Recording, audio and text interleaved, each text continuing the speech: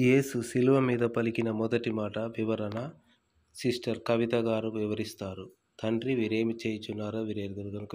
రెండవ మాట నేడు నీవు నాతో పరదేశులో ఉందువు సిస్టర్ సరోజ గారు వివరిస్తారు. రెండవ మాట దేవునికి మహిమ కలుగును గాక. అమ్మ ఇదిగో నీ కుమారుడు. మూడవ మాట సిస్టర్ కృష్ణవేణి అమ్మగారు వివరిస్తారు. దేవునికి మహిమ కలుగును గాక. నాలుగవ మాట సిస్టర్ అమ్మగారు రమాదేవి అమ్మగారు వివరిస్తారు. నా దేవా నన్నెందుకు చేయి విడిచితివి. ఐదవ మాట నేను దప్పిగొనుచున్నాను పాస్టర్ సామ్యుయల్ రమేష్ గారు వివరిస్తారు. దేవునికి మహిమ కలుగును గాక. ఆరవ మాట సమాప్తమైనది ఇవాంజలిస్ట్ వినోద్ గారు వివరిస్తారు. దేవునికి మహిమ కలుగును గాక.